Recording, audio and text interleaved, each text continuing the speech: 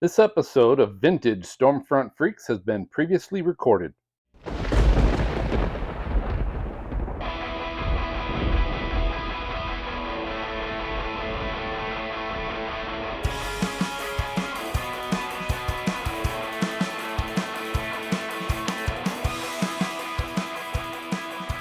Hey, Joshua Morgerman is an American businessman, storm chaser, and the star of the 2019 Hurricane Man series on the Science Channel. Now, he's best known for his multitude of tropical cyclone chases. His storm chasing career began in 1991, flourished beginning in 2005 with Hurricane Wilma in Florida. With no real formal education in meteorology, all his experience comes from the chases. So Morgerman has penetrated the inner cores of 49 hurricanes and typhoons, including Super Typhoon Haiyan and 2013 Hurricane Dorian in 2019. You're crazy, man. I'm just telling you right now. Of those, what were the two biggest ones? Were they Haiyan and Dorian for you, or what was the big ones for you? So yeah, you correctly guessed that my top two chases were Dorian and Haiyan. And it's interesting. I just did like a decade countdown of my top 10 chases. And I actually really wrestled with whether the top one was going to be Haiyan or Dorian. And Dorian won out because it was sustained winds of 185 miles an hour. And I went right through the core into the eye. And that was kind of a religious experience. So that one won. With Haiyan, I was in the eye wall, but I didn't get into the eye. So in terms of just like the ultimate chase, Dorian. Wow. I caught a video of you being interviewed by, I think it was CBS, and you were talking about how the house that you were in was like being destroyed, and you're like, we got to get out of here. And then the eye was there, and you're like, did you know where you were going to go? Because you guys came outside and you're like, this is great. We need to find shelter. How much time do we have? You know what I mean? Yeah, exactly. By that time, we had no radar or anything. So we didn't know if we were just skimming the eye or going through the middle. We didn't know how much time we had. The building we're in was largely it was too smashed up to stay there. So it was a scary thing, though, because, the wind in this thing was crazy. Like, it was unlike any hurricane I've been in. When we came outside during the eye, cars weren't just thrown around, they were mutilated. They'd been ripped open, twisted, torn. I mean, like crazy shit. Like, I was just like, whoa. And when you see that, it runs like a chill down your back. And I was like, what are we going to do? Only a few of our cars were working. I was with a group of 11 people, just people I met at the shelter. My car was one of the three that was working. And we had to decide, okay, are we going to risk it, get in the cars, get on the road, and try to find somewhere else to be when we don't know what's going to happen? My biggest fear was we're going to get stuck on the road when the backside hit, and we would definitely have died in those winds. But we actually did make it to a big government building that had withstood the winds. So we got through it. And I'll tell you, thank God for the eye. The eye saved lives because it allowed hundreds of people in that area who were in smashed and destroyed buildings to relocate. How long was it? The eye lasted, it was about, actually, we had quite a bit of time. It was about an hour and a half. It lasted a while. Wow. Yeah, we went right through. Eye. Yeah. It was a good size eye. It wasn't a pinhole, and also it was moving so slowly. That's so right. We were in the eye wall for a long time. The maximum winds lasted a long time. I mean, the building just took this pounding, and then the eye was just kind of sitting over us almost, and we went through almost the middle of it. So it was a pretty good, just like bullseye hit. Did you know where you were heading? Because I would be like, I would be panicking. Like, do I take the chance and go, or do I try to stay safe? That was the big dilemma in my mind. I literally couldn't decide, and finally, I just had to make a decision. I was with 11 other people, and we just thought, you know what? This building is so smashed up, we're not going to make it, through the other half. And it was a concrete building, but it had gotten so smashed up. So we felt like we kind of had to move. But yeah, I was like, if we get caught out on that road in these winds, we're dead. Well, you had to be safe because wasn't on your bucket list Colorado Bulldog before? Yeah, exactly.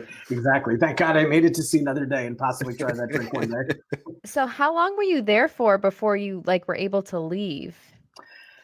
A few days, and it was, and that was actually in some ways, kind of scarier than the hurricane because, the place I was in Marsh Harbor, which is basically I don't want to call it a city, it's a town. It's like about 6,000 people. It's the capital town of Great Abaco Island, and it was just destroyed. I mean, large areas of the town were just flattened, and the parts that weren't flattened were really badly damaged. And there was pretty much an altogether like a breakdown of just kind of civil order, I'd call it. And it was there were a rough couple of days. I was living in my car, which had almost no damage. That was the weird thing about this hurricane. My car was just almost untouched. The one next to it blew away. The other one next to it was mutilated. It was almost like tornado damage. There was like mesovortex action or something where the damage was very weird and random. But anyway, my car survived, and I just lived in it for a few days. And I just I remember like getting a little like freaked out, like, oh my God, like what's going to happen? How long am I going to be here? And I just kind of took a deep breath and just, I just said to myself, hey, you want it to be that big shot. I'm going to fly to some random island for a Cat 5. This is what happens. This comes with the package. So just like deal with it. And actually that kind of talking to, it's how my dad would have talked to me, when I was a teenager, and I just kind of like, that sort of calmed me down. And I just kind of accepted it. And I, while I was there, tried to be helpful. Since I had a functioning car, I was able to help people. I brought some people to their wrecked home to get their stuff. I brought other people to the medical clinic. Just tried to sort of be useful until I was able to get out of there. I had food, I had supplies, I had water, and I just, lived on very strict rations. When I got back to civilization, man, I'll tell you, I hadn't had real food in days. And Did you go to a buffet? I was at the hotel. I ordered 2 dinners, and it was just like awesome. Like it was on another island in the Bahamas, and it was like some kind of like Bahamian dishes, and they were like just fried and greasy. And I just, oh my God, it was good I ate alone, because I was just like, no manners. I mean, after any hurricane, like I could eat, but after, just living on peanut butter and granola for a few days, I was hungry. Yeah. So. Yeah. I want to know what kind of car you had that lasted. It would make a good car commercial. Oh. It was just some. It wasn't the car. It was just where the mesovortices hit. It was just some generic kind of like Japanese, car, like a, just a small car. It just got lucky. That was it. Wow. Yeah. So, Josh, when you go chasing and like you're packing everything up, what are the top 3 things that you don't travel without? Whether it's like gear, some type of clothing. I just want to know. Yeah, that's a great question, because I have a main piece of luggage, and then the carry-on, and the carry-on is what I call the nerve center, and that has the stuff that like I absolutely must have. So in that, my passport, of course, most of the chasing I do is international. The U.S. accounts for only a small part of my chasing. I chase all over the world. So the passport must have. I cannot show up in Australia or the Philippines without my passport, because otherwise it's chase over. So there's that, obviously. Passport's key. Then I would say my Kestrels, my Kestrel 4500s. I have 4 of them. And the reason I use those, in case you're not familiar, it's a little device that collects like air pressure, temperature, humidity, stuff like that. They're very accurate devices. They're very portable. I carry multiple ones so that I can plant them in different places where the hurricane's going to come ashore, so I can get a cool sort of pressure profile of the hurricane. Or as was the case with Dorian, in an historic storm where I know I'm going to get crazy data, I want to have multiple devices, so there's some redundancy. So if I get crazy readings, I have other devices to say, okay, yeah, that the crazy reading was not a malfunction. Multiple devices are showing it. Was legit, So, yeah. Yeah, like in Dorian, I measured 913 millibars in the eye. I wanted some verification of crazy air pressure data like that. Yeah. I don't want to nerd out too much. I know you told me it's not like too nerdy. Oh, that's good. That's good shit. So. You got to do it. Okay. Yeah. All right. I can't help it. There's this side of me, like I'm still a hardcore nerd, man. And it's like, I got to talk about that stuff. I was making the TV show. They constantly had to like chain me up and hold me back from like nerding out hardcore on camera. So I said 2 things. I said the passport and the Kestrels, and then obviously some kind of like camera device. Lately, interestingly, I've been doing a lot of my shooting on my Samsung, on my phone. The reason being that it's very water resistant. Man, that thing just like I've been in crazy conditions, and that thing keeps filming where some of my nicer equipment just dies. So yeah, I would say passport, Kestrel, my Samsung phone, maybe a GoPro too if I could have a 4th. Which Can I ask- Samsung? It's the S8 Galaxy. I'm about to get my new one, so whatever it's up to now. So I have a totally random question. Since you travel all over the world, how many languages do you speak? Well, very sadly, I'd say 1.5. I'm like, I kind of like I can get by in Spanish. English and a little Latin. Is that I could get by like in Spanish. My Spanish is like it's not great, but it's like I could go into a hotel and ask for rooms and stuff like that. It's hard though. I do travel internationally now. In the Philippines, English is actually Philippines is very linguistically complex. There's all these islands. Every 3 islands has its own language, but English is one of the few languages that the whole country speaks. So in the Philippines, you can get by okay. In Japan, outside of Tokyo, no one speaks any English. And typhoons strike in the outer islands, basically like typhoons strike in the kind of like Japan's version of like Texas and Louisiana. Like there's just like, and I don't mean like the big cities. I mean like the small coastal areas. So that's always really challenging. Japan is always like, that's really hard. You just, I don't know any Japanese, unfortunately. So with 200-mile-an-hour winds, you got to know something like, hey, where's the bathroom? Because that's what I'd be feeling. Like, I got to go now. Well, I've become a very good mime artist. I've learned how to. Don't mind that. I don't know what that is. Yeah. So yeah. But it's funny. I lived in my 30s. I was living in Eastern Europe for years in Prague. I was just business stuff. I had a few years where I was sort of not being chaser dude. I was just being like business dude. And I was living in Prague, and I had a lot of clients in Eastern Europe. So I had a Russian tutor, I had a Czech tutor, and I was actually really learning those languages. And now I forgot it all because I haven't been there in a while. But yeah, I was actually really studying Russian and like reading paragraphs. Yeah, I read in your bio you went to Harvard. Yeah, I did. not just visited. Totally, right? Yeah, totally a little different. Yeah, totally. So yeah, and I didn't study meteorology. Everyone always asks me. Actually, Harvard doesn't offer that as a major. But even if they did, I had those kinds of parents who kind of decided everything, and they decided where I went to school, and they didn't pick my major, but they were like, my dad was like, yeah, you're not going to do meteorology. You're going to do liberal arts. So he decided. And I was the kind of kid that did what my parents said. Who's paying for it? Yeah, it's true. No, here's the deal, though. Here's the deal.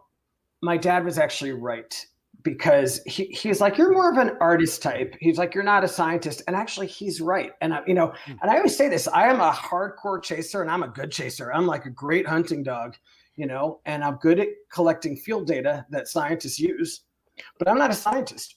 I'm not a meteorologist. You're not using collecting field data. Yeah. Creativity. And my sort of role in the weather community, honestly, is exactly what I want it to be. Because if I was a scientist, I'd be working at the National Hurricane Center, watching landfalls from an office building and having like chaser dude envy. So I'd be probably really angry and resentful. So I think my dad, in a weird way, was right. So I think that's the best side, because I always joke, because I do a lot of weather graphics and I'm a meteorologist. So you get to use both sides of your brain. You get to use the sciencey side and the creative side, and it kind of balances things out. Exactly. And I actually feel that way about my role in the weather community, because I actually do a little bit of science. If you look at, I actually do these sort of very, I joke and say I'm just this hunting dog and I'm dumb. All I know how to do is like hunt down an eye. It's basically true. But when I'm in a significant hurricane like Dorian, or one where I've collected meaningful data, I create a technical report, which they're on my site, icyclone.com. Go to the chases section, and any hurricane that I've done a significant data collection, and I do a report, and the report will have some analysis regarding the pressure gradients and that I found. Am I still here? Yeah. Should I do that again? Okay. And the report will have, a discussion of pressure gradients and other really kind of interesting things that I found. So I dip a toe into the science. I have co-authored a couple of peer-reviewed papers. One of them being the big paper on Hurricane Patricia. I was invited with a bunch of PhDs to write this section about the landfall, because I was there where it came ashore. Just for your viewers or listeners who don't know, Patricia was the strongest tropical cyclone ever observed on Earth. It weakened a little bit before it hit Mexico, but I was there right where it came ashore. I collected some very interesting data, and I was invited to co-author a paper on it, which was really cool. I also did another paper on the great Mexico hurricane in 1959, which flattened Manzanillo. Some friends and I did a reanalysis of it, and the Hurricane Center accepted our findings that actually it wasn't a Category 5 like it had historically been believed. So I dip a toe into the science world. I love that. Yeah. All right. So we've got Josh. We've got a question from one of our from our chat room here, SVL Media. I don't know, MJ, if you can pull that up. But they were asking you about how do you do foreign data? Like, how do you do cell phone data? How do you get your cell phone usage when you're overseas? Because you said you do a lot of chasing out of the States. Well, that's gotten easier and easier over the years. So like 10 years ago, you'd pay through the nose. It was a tough deal. Now more and more data is getting cheaper. And like, for example, the carrier that I'm with has a deal with most other carriers around the world. So that you pay a little extra for that data, but that's actually getting easier and easier. And the solutions are becoming more and more seamless. Sometimes for some countries that aren't on the kind of global network plans, I have to pay like $100 extra just to have basically unlimited data for the week or something like that. Obviously, data is key. I'm like a data junkie. I have multiple devices. Data is everything. But yeah, that's one of the things that's just gotten so much easier in the last few years even. Did you ever forget and get like $1,000 roaming charge? Yes. Like, I've gotten some like category 5 data bills. Yeah. Excuse me, but I was not in that country. Someone used my phone. Yeah. No, I've had some blistering data charges, and I've learned my lesson. I'm pretty savvy about it now. The problem is, the chasing I'm doing, I'm jumping on a plane to like Taiwan in the middle of the night, and it's connecting in Manila and blah blah blah, and then I get off the plane, I gotta like get in the car and just like drive for like hours and hours. No time to stop, no time to think. And as organized as I am, sometimes you might forget that call to the mobile provider to be like, hey, I need to buy that roaming plan. Yeah. Oops. Yeah. So speaking of go ahead. I'm sorry. No. Yeah. Speaking of forgetting things, T-Bone B says, wonder if your luggage ever gets lost. Well, that's a great question. And the way I travel, it doesn't matter because I can't risk a whole chase getting ruined because a piece of luggage got lost. So the way I do it is, first of all, I try to do nonstop flights. In the case that I can't, if I check anything, and I don't always check stuff, I travel really light. I just I don't bring a lot.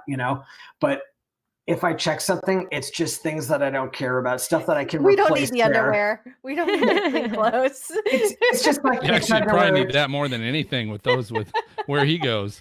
Oh, no, like anywhere you can get like, just like shorts and tank top, stuff like that. So basically all that stuff goes in there, but anything I really need stays with me at all times. It's kind of like, I feel like some CIA special ops agent with like a nuclear briefcase. Like it's just like I go to the bathroom. It's handcuffed to you.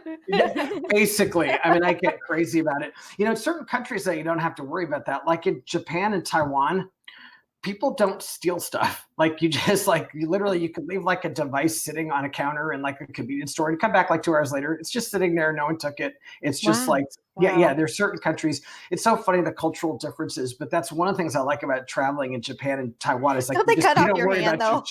What's that? Don't they cut off your hand if you steal? No, those countries are actually, they're quite the opposite.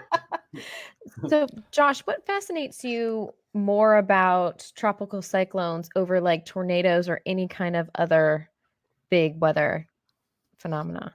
It's such a good question because first of all, I'm going to just say it, and I'll take all the hate anyone wants to dish out. Is I'm a hurricane snob. I don't even think about other kinds of weather, so get over it. People this is your safe space. You can say whatever you want. Yeah, you can. Like some people will send me, like a picture of a nor'easter. Like it's like yeah, save the granny porn. Not interested. That's amazing, granny porn. Save the granny porn. That's our title. Yeah, sorry. I shouldn't talk that way. Sorry, it was like a. No, you can talk any way you want. I love it. Wait, I don't know what that is. Granny weather porn?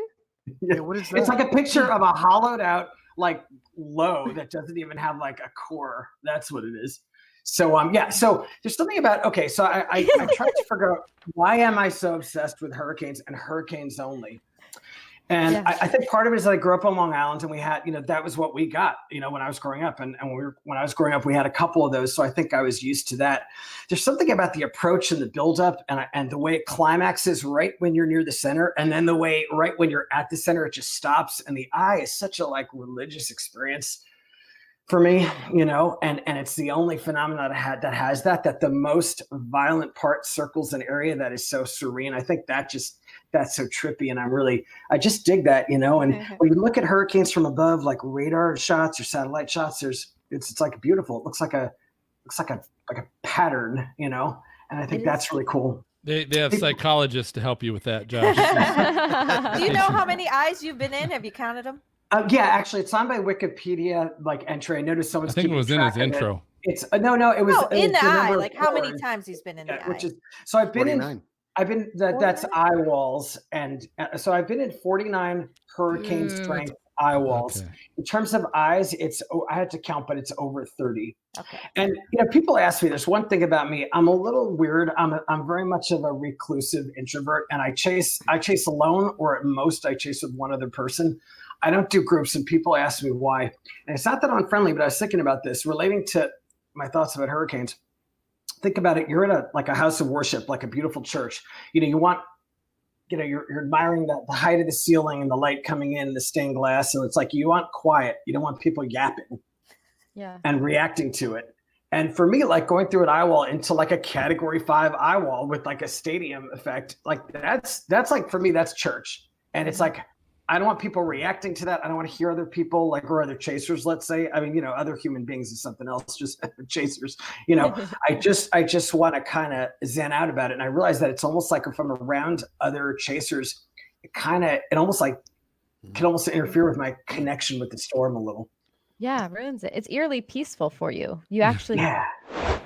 The Stormfront Freaks is now available on the Weather Store. Come shop our catalog of shirts, hats, and hoodies, all with our Stormfront Freaks logo and Outbreak logo. Plus, you'll find all your other favorite weather geek and storm chasing gear, footwear, and accessories. Visit the Weather Store at thewxstore.com, the exclusive supplier of the Stormfront Freaks.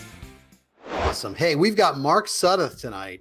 Mark has been studying the impacts of hurricanes for almost 25 years, which you look way too young for me to be saying 25 years. Yeah. So, and his team deployed remotely operated unmanned camera systems to stream and capture live video of hurricane effects, which is really cool. In addition, Mark has worked to collect wind and pressure data during tropical storm and hurricane landfall events, and has contributed numerous reports to the National Hurricane Center, both operationally and post-cyclone. So when did you start going? I mean, were you in the beginning, like I'm out there with a sling psychrometer, I'm checking, and then when was the transition to high-tech stuff? Well, this all began, and by the way, thanks for having me on. This is exciting. I appreciate it, and good to be here. And by the way, I've got everybody beat. You didn't ask me what I was drinking, so I'm just going to announce it. Yeah, please do. I've got the hardest stuff. This is Dow Chemicals Gen X from the Cape Fear River. So Whoa. there you go. Oh, That does not sound legal. It's heavy water. It's PFAS. That's right. PFAS. Oh, wow. Scary stuff. That's how I'm able to look. I've been doing this for 25 years, and I look like I'm much younger, I guess. But haha. So anyway, good to be here. I started in 1996 is when I started the high tech stuff, I guess, fairly high tech, and that was Hurricane Bertha. I had a Davis anemometer, the Davis weather monitor computer, and I took that, plugged a little 9-volt battery into it, and took it out to Wrightsville Beach. Jim Cantori was reporting from the Waterway Lodge down there on the intracoastal side. Wrightsville Beach itself was closed. So I went up on the bridge. I'm tired of all these people talking about how windy it is, how brutal it is, and most of them are wearing baseball caps while they're telling you how windy it is, and that doesn't make sense. And I wanted to know, and so I took this handheld, literally a PVC pipe with the anemometer on the end of it, and I walked up on the bridge and got some wind readings. It's not the best way to do it, but it was amazing. And all these people ran out to ask me what I was getting. And I even put the little weather computer in a Ziploc bag to protect it. And I was holding the anemometer like that, watching the LCD screen. Again, not scientifically probably stable for the best way to what we call sight an instrument, but it was amazing. And I thought, with all this interest in it, this could be a pretty good career. And here I am 25 years later. And now we use RM Young equipment. We can mount them on bridges and overpasses and other high places that are nice and open. And we've recorded everything from Hurricane Katrina, Hurricane Charlie, Irene, any big hurricane of the last 15 to 20 years, we've had instrumentation in it on the ground. Quite an accomplishment. Did you tell Cantori when it blew the PVC pipe out of your hand? Now it's windy. Yeah, really. Well, luckily it didn't blow the PVC pipe away. It didn't blow me away. But it was a revealing moment because the Winston-Salem Journal did an interview with me. They took my picture. And it's actually a really good picture of me. I should have had it ready. It's my fault. You'll actually see it. I'll show it to you in a second in something we'll do on video. I actually do have a picture of it. But they took my picture, and there was a story about me in the Winston-Salem Journal the next day. And I just realized data is important, to the public, to the media. I know the Weather Service and the National Hurricane Center appreciate data. They appreciate video from the chasers, et cetera, as long as everybody stays safe. And, this is the era in the 90s where the only people that were doing this full time, so to speak, were people like the late Jim Leonard and Michael Laka. Not a lot of people know that name, and just a handful of others. And I wanted to do more and eventually branch out and be able to be in many places at once. And now we can be in up to 15 different locations, and it's amazing how it's evolved. Have you kept Mark, track? What's the one thing you think you need, or the coolest tech you've got nowadays? What's the coolest thing you can have? I'll show you. It's sitting right over here. Oh. This is definitely the coolest thing that we've got. We call this Herbie for the Hurricane Research Balloon. This is a payload that we designed out of a storm case box, a Pelican box. It's called Pelican Storm Case. So this was the idea.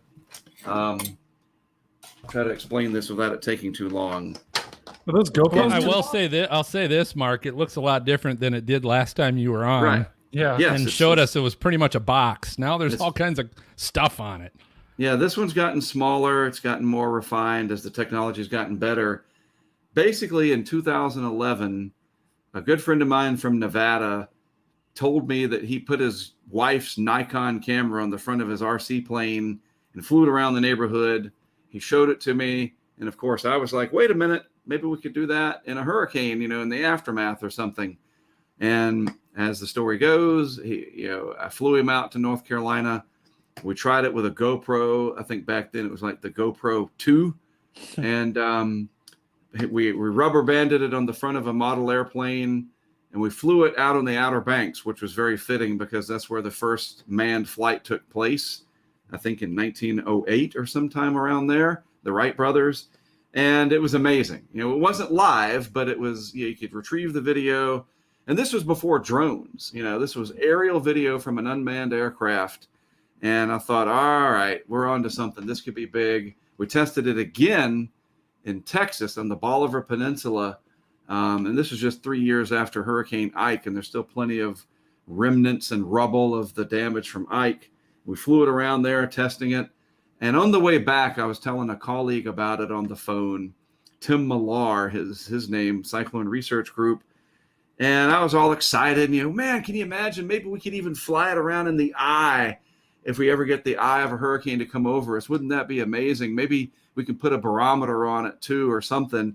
And he just says so matter-of-factly, well, why don't you just build like a payload or something and launch it up through the eye with a weather balloon? And I remember I said a few swear words, Was he drunk? Yeah, right. Was he drinking at the time? Okay. Maybe. I was the way he said it. Just Yeah. You were in a bar at the time. I was in my Tahoe, and he was probably at a bar, maybe his bar at his house. But it was brilliant, and it's one of those moments that I literally said a few expletives of excitement. Whatever. Hung up. I got to call people. I got to tell Greg. And I hung up, and it was born. And a year later, we launched the very first hurricane balloon. Everything has to have an acronym, right? So we called it Herbie for Hurricane Research Balloon. It was built out of a cooler, and we launched it from Buffalo, Texas, out in the middle of nowhere to test it. Greg Nordstrom from Mississippi State University helped us. One of our crowdfunding partners, Kerry Mallory, he helped us. David Van Bergen, a guy from a message board that we've known for a long time in Houston, came up to help. And it made it to the stratosphere. And it lands, and it tells you where it is, and you go pick it up. And it was extraordinary. And anyway, so that's Herbie. We've tested it numerous times since. We launched it in the eye of Hurricane Nate in 2017 in Mississippi, but it was at midnight. So the GoPros didn't see much, but we got it to the stratosphere. We got it back. We have some incredible data, surprising data, how cold it was. It was 107 below zero above that hurricane. Oh my God. Yeah, it froze the GoPros. Those GoPros are supposed to go, and it knocked them out. It drained the batteries. I always tell people that the day after tomorrow, it's a true story. That's what it reminded me of. Yeah, it did. Yeah. And even the track was very surprising. We figured it would all go together, and maybe the payload would land, northeast of Nate. It was Hurricane Nate.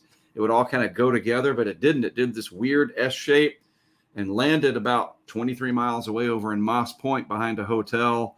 And it was remarkable. So, we want to do it during the daytime. We had a chance during Michael, but we would have had to have driven from our hotel in Panama City through the core over DuPont Bridge to Tyndall Air Force Base.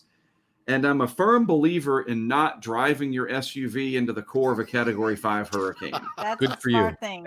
Yeah. After Charlie in 2004, that's a hard pass from me. I know Doug Kiesling drove through it on the east side, and he should start playing the lottery every day of his life after making it through that without even a scratch. But maybe we don't have Doug's luck, and we'll wait and live to see it another day. Yeah, don't try this at home. So that puppy's ready. We tested it again out in Texas. And the reason we test on the Great Plains, it's easy. It has nothing to do with tornadoes or whatever. It's just so much easier to test where it's easy to go pick it up when it's over. There's very few trees relative to the east, not a lot of population areas. It's a grid. It lands, you go get it. It's usually a piece of cake for the most part. We've never lost one. We've tested them over a dozen times, and we've never lost one. We've always gotten them back. Is it GPS on, or do you put a six-pack in it with a note saying, if you find this? There is a note. There is a note right on the front. It uses two tracking devices. One is APRS, Amateur Radio Packet Reporting System or something like that. I am a licensed ham operator, and so I use the APRS signal. So it's a 1/4 watt transmitter, and it transmits all the way up to 250,000 feet above the earth, and it can be heard 300 miles away. So amateur radio sites pick up that APRS data, and we see it on our phone in real time every minute. That's one way to track it. Wow. And then the other way to track it is through a spot locator. It's what hikers use, and that works below 29,000 feet. And if anybody knows why that's the limit, you're a smart person. What's the highest point on the earth? Mount Everest. There's no reason for a consumer GPS device to work above 29,000 feet. So that gives us a ground. It's also motion based. So when it bounces and hits the ground, it sends us that signal via satellite. And so it's our redundancy.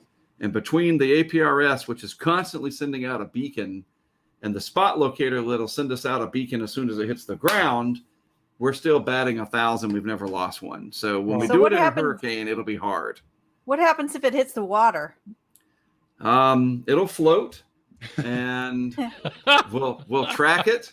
It won't. At least it won't little sink. buoys come out on the side, like pop out, like Like swimming to shore. I mean, it'll float, and that would be remarkable. And the spot locator will run for 10 days. The APRS will run for 7. We hope it won't land in the water, but to launch this in the eye of a hurricane during the day, we're going to have to be pretty close to the ocean where that happens, obviously. But hopefully it'll kind of go with that anticyclonic flow. Maybe Nate was different because it was transitioning to extratropical. I don't know, but I'm hoping everything will scoot off inland, that the balloon will go up with the circulation, kind of like when you're in an airplane and you throw up a piece of paper, it doesn't hit the back of the airplane, it falls back down because everything's moving forward at 500 miles an hour. You launch the balloon into the eye and everything should move together is the way we're thinking.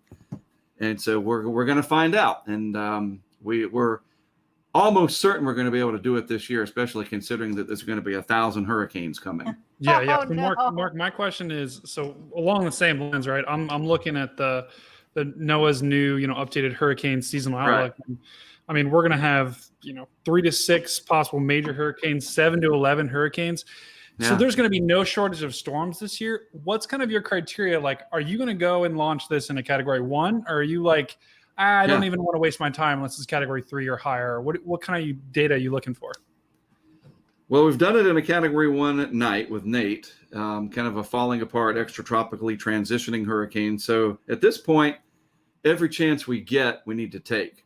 So if it's got a decent eye, if it's in the daytime, one of our funding partners, Brent from the Virgin Islands, he said, one way or the other, we're launching this thing, period. And he's already put his money where his mouth is, that if we launch it and we lose it and it goes into the Atchafalaya River Basin or something, and we never see it again, it's in the belly of an alligator, he'll buy a new one. And it's only about $1,000 to build one of those things. It's not that bad.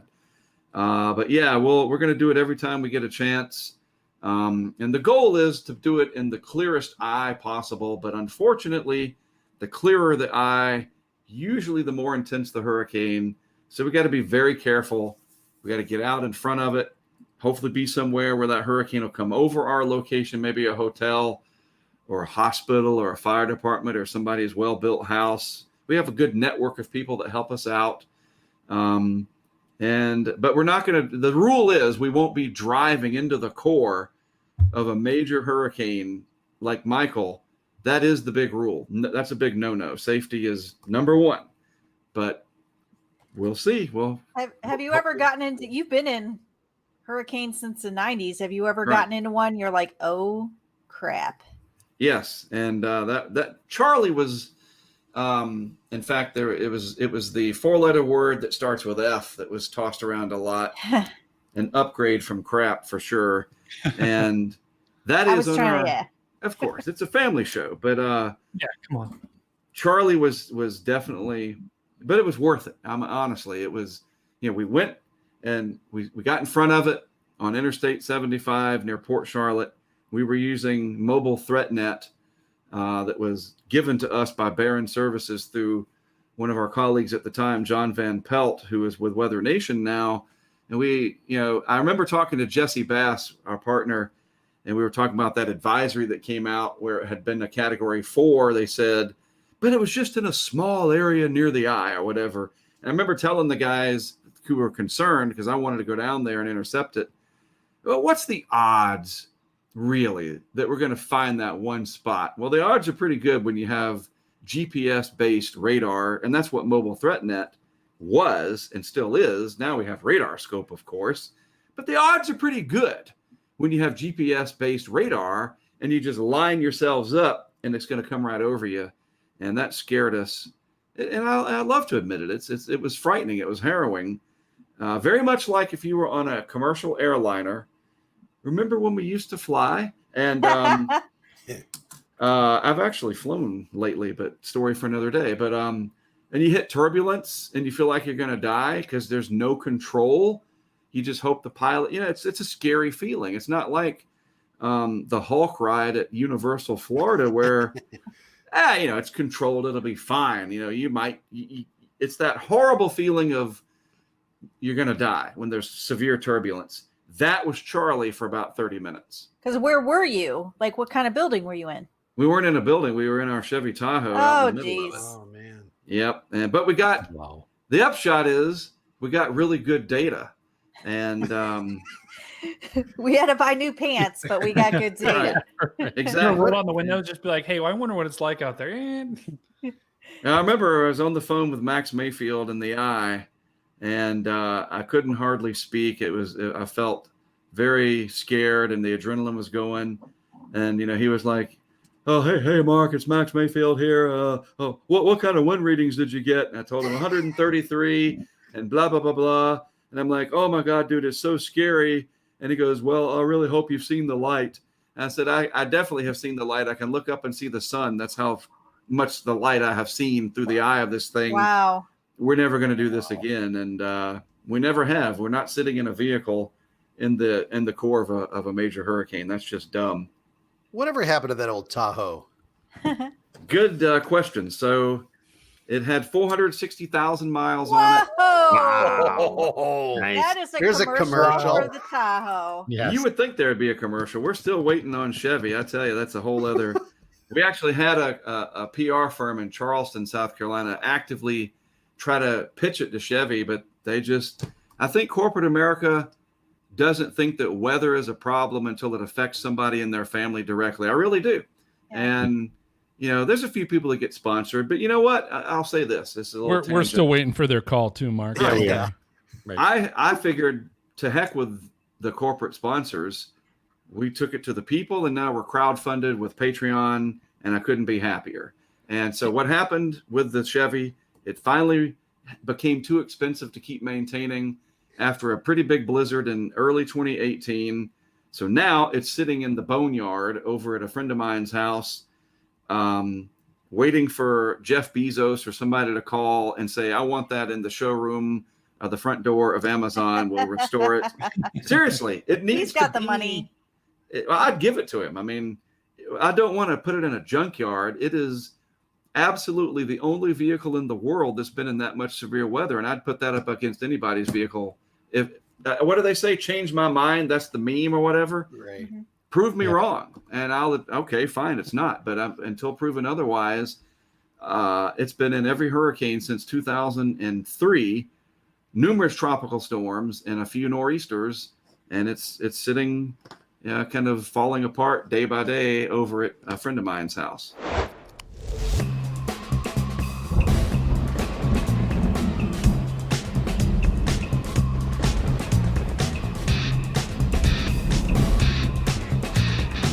Thank you for tuning in to the Stormfront Freaks podcast. You can watch our bi-weekly show live on youtube.com/stormfrontfreaks and download the audio version on your favorite podcast player. For links to our Patreon team of exclusive benefits, show notes, past shows, new videos, merchandise, and more, visit our website at stormfrontfreaks.com. While you're there, check out our interactive chaser radar from our friends at zoomradar.com. If you'd like to contact us with questions or make comments about the show, shoot us an email to questions@stormfrontfreaks.com or follow us on Twitter, Facebook, Instagram, or TikTok. Search for Stormfront Freaks. We'd love to hear from you. Join us next time and tell a friend about the Stormfront Freaks podcast.